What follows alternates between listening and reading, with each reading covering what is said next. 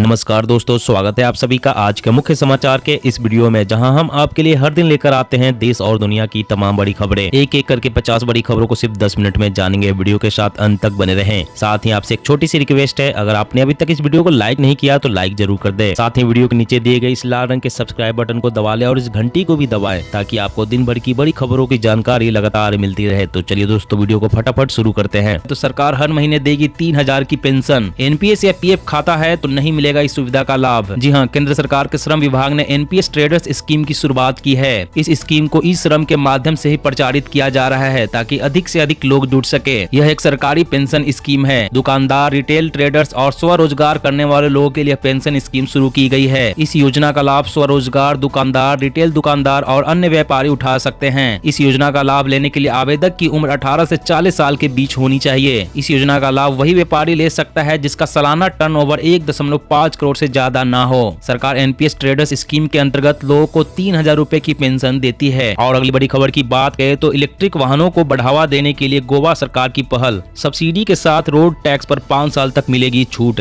जी हां, गोवा के मुख्यमंत्री ने इलेक्ट्रिक वाहनों के इस्तेमाल को बढ़ावा देने के लिए गोवा बिजली परिवहन नीति 2021 की शुरुआत की है। मुख्यमंत्री ने कहा कि इस नीति का मुख्य उद्देश्य बैटरी से चलने वाले वाहनों के उपयोग को बढ़ावा देना है और राज्यों के लोगों के लिए रोजगार पैदा करना है। गोवा में पंजीकृत सभी श्रेणी के ई वाहनों पर 5 साल तक रोड टैक्स की छूट दी जा रही है। उन्होंने कहा कि राज्य सरकार ई वाहनों के खरीदारों को सब्सिडी भी देगी। नीति के तहत 2 पहिया वाहनों के लिए 30% और तिपहिया के लिए 40% की छूट मिलेगी। वहीं 4 पहिया वाहनों के लिए 3 लाख रुपए तक की छूट मिलेगी। और अगली बड़ी खबर की बात करें तो कोरोना ने बढ़ाई औषधीय पौधों की अहमियत। गिलोय और तुलसी के पौधों की डिमांड ज्यादा। जी हाँ, कोरोना की तीसरी लहर में बीमारियों से लड़ने में मदद करने वाले औषधीय पौधों की मांग बढ़ गई है। इसकी वजह से नर्सरियों में ऐसे पौधों का टोटा शुरू हो गया है। लोग ज्यादा पैसे देकर इन्हें बाहर से मंगवा रहे हैं। कोरोना काल के दौरान अलग अलग औषधीय पौधे घर में लगाने का ट्रेंड तेजी से बढ़ रहा है, जिससे इन पौधों की डिमांड भी बढ़ गई है। बीते 1.5 साल में सबसे ज्यादा गिलोय की डिमांड बढ़ी है। गिलोय के हजारों पौधे अलग अलग नर्सरी से बेचे गए हैं। गिलोय के अलावा तुलसी और कालमेघ की भी खूब बिक्री हो रही है। वहीं नीम, अश्वगंधा और जंगली हल्दी जैसे कई पौधे हैं जिनकी डिमांड बढ़ी है।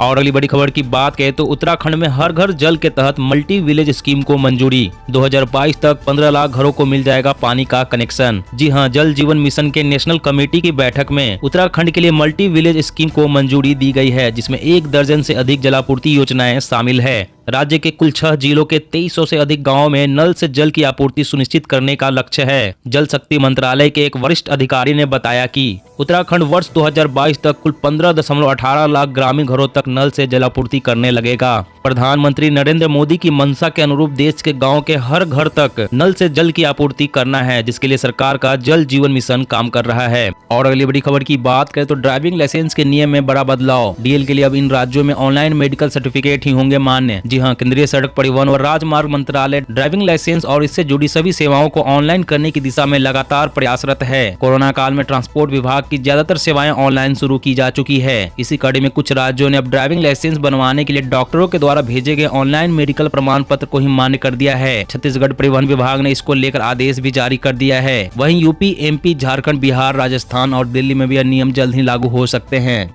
और अगली बड़ी खबर की बात करें तो नशीले पदार्थों की तस्करी रोकने के लिए कड़े कानून लाएंगे। देश के हर जिले में मोबाइल फोरेंसिक लैब होगी स्थापित। अमित शाह। जी हां, केंद्रीय गृह मंत्री अमित शाह ने कहा कि प्रधानमंत्री नरेंद्र मोदी के नेतृत्व में भारत सरकार सीआरपीसी और आईपीसी में बदलाव करने की दिशा में काम कर रही है। इसके तहत देश की सुरक्षा के साथ खिलवाड़, नशीले पदार्थ और जाली नोटों जैसे कई अपराधों को जघन्य अपराधों की श्रेणी में लाकर इनसे निपटने के लिए कड़े प्रावधान किए जाएंगे। साथ ही मोदी सरकार राज्य सरकारों के साथ मिलकर फोरेंसिक साइंस के इस्तेमाल पर बल दे रही है। देश के हर जिले में मोबाइल फोरेंसिक लैब स्थापित करने की कोशिश की जा रही है। इसके अलावा देश के हर जिले में साइबर अपराध रोकने के लिए एक टीम बनाने का भी प्रयास किया जा रहा है। 6 साल से ज्यादा सजा वाले सभी मामलों में फोरेंसिक सबूतों को अनिवार्य बनाया जाएगा। और अगली बड़ी खबर की बात करें तो आतंक के खात्मे में जुटे 15,000 सैनिक अब चीन सीमा पर होंगे तैनात। ड्रैगन की हिमाकत का देंगे मुंहतोड़ जवाब। जी हां, सीमा पर चीन की बढ़ती हरकतों को लेकर भारत सतर्क हो चुका है। चीनी सेना को नियंत्रण में रखने के लिए भारत ने पूर्वी लद्दाख स्थित एलएसी पर भारतीय सेना की खास टुकड़ी को तैनात किया गया है। सेना की यह टुकड़ी इससे पहले नॉर्दर्न कमांड एरिया में आतंकी गतिविधियों पर लगाम लगाने के लिए तैनात थी। समाचार एजेंसी ने सरकारी सूत्रों के हवाले मंत्रालय से बताया कि 15,000 सैनिक जो कि आतंक रोधी अभियानों में लगे थे उन्हें अब चीन सीमा पर तैनात किया गया है। आर्मी की इन टुकड़ी को पहाड़ी इलाकों में युद्ध के लिए खास तौर पर ट्रेनिंग दी गई है ताकि चीन की किसी भी हरकत का मुंहतोड़ जवाब दिया जा सके। WHO की चेतावनी, ओमिक्रॉन आखिरी नहीं, अभी सामने आएंगे और भी नए कोविड वेरिएंट, रहना होगा सावधान। जी हाँ, दुनिया भर में ओमिक्रॉन के बढ़ते मामलों के बीच वैज्ञानिकों ने कई चेतावनी दी है। विशेषज्ञों का कहना है कि ओमिक्रॉन कोरोना का आखिरी वेरिएंट नहीं होगा।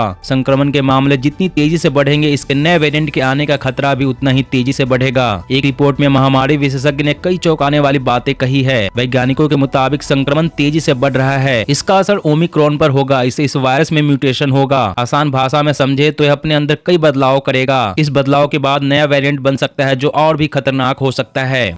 और अगली बड़ी खबर की बात करें तो अमेठी में तैयार होगा दुश्मन के खात्मे का हथियार, बनेंगे 5 लाख असॉल्ट राइफल, केंद्र ने प्लान को दिखाई हरी झंडी। जी हां, भारतीय सेना की युद्ध क्षमता को मजबूती देने के लिए रक्षा मंत्रालय लगातार प्रयास कर रहा है। एक के बाद एक किए गए प्रयासों से भारत के डिफेंस सेक्टर को मजबूती मिली है। इसी क्रम में एक बार फिर से देश के डिफेंस मैन्युफैक्चरिंग में आत्मनिर्भरता को एक बड़ा बदलाव मिलने जा रहा है। दरअसल भारत सरकार ने उत्तर प्रदेश के अमेठी में 5 लाख से ज्यादा AK-23 असॉल्ट राइफलों के निर्माण की योजना को मंजूरी दी है। सूत्रों ने बताया कि AK-23 असॉल्ट राइफलें 300 मीटर की प्रभावी रेंज के साथ हल्की, मजबूत और प्रमाणित तकनीक के साथ आसानी से उपयोग में लाई जा सकने वाली आधुनिक असॉल्ट राइफलों में से एक है। असॉल्ट राइफल है, ये सैनिकों की युद्धक क्षमता को बढ़ाएगी। और अगली बड़ी खबर की बात करें तो सावधान, 10% से भी ज्यादा महंगे हो सकते हैं गर्मियों के कपड़े, कॉटन में आई तेजी। जी हाँ, कॉटन के दाम में भारी तेजी से आने वाले महीनों में कपड़ा खरीदना महंगा हो सकता है। इस वजह से गारमेंट का निर्यात भी प्रभावित हो सकता है। गारमेंट निर्यातकों ने सरकार से इस मामले में हस्तक्षेप करने की भी मांग की है। गारमेंट उद्योग के मुताबिक पिछले 1 साल से भी कम समय में कॉटन के दाम में भारी इजाफा हुआ है। कॉटन के दाम में इस प्रकार की जबरदस्त तेजी के लिए कॉटन निर्यात में आई तेजी को जिम्मेदार बताया जा रहा है। गारमेंट निर्माताओं ने बताया कि मार्च अप्रैल से गर्मी के कपड़े बिकने लगेंगे और उनकी कीमतों में 10% से अधिक का इजाफा मुमकिन है, क्योंकि कॉटन के महंगे होने से यार्न और फैब्रिक सभी के दाम लगातार बढ़ रहे हैं और उसका असर गारमेंट के दाम पर दिखना लाजमी है। और अगली बड़ी खबर की बात करें तो बिना टिकट के रेल यात्रा करने वालों पर शिकंजा कसने की पूरी तैयारी। पूर्व मध्य रेलवे के सभी मंडलों में टिकट जांच अभियान जारी। जी हां, पूर्व मध्य रेलवे की ओर से बिना टिकट की यात्रा पर रोकथाम के लिए लगातार अभियान चलाए जा रहे हैं ताकि बिना टिकट के यात्रा करने वाले यात्रियों को रोका जा सके। ऐसे में यात्रियों के कारण एक ओर जहाँ टिकट लेकर यात्रा करने वाले यात्रियों को परेशानियों का सामना करना पड़ता है, वहीं दूसरी ओर रेल राजस्व की भी हानि होती है। इसी कड़ी में पूर्व मध्य रेलवे के 5 मंडलों में अधिकारियों की अलग अलग टीम बनाकर स्टेशन और ट्रेनों में विशेष टिकट जांच अभियान चलाया जा रहा है। साथ ही भविष्य में भी यह जारी रहेगी। इसके अलावा पूर्व मध्य रेलवे यात्रियों से अपील करती है कि वो हमेशा उचित टिकट लेकर ही यात्रा करें।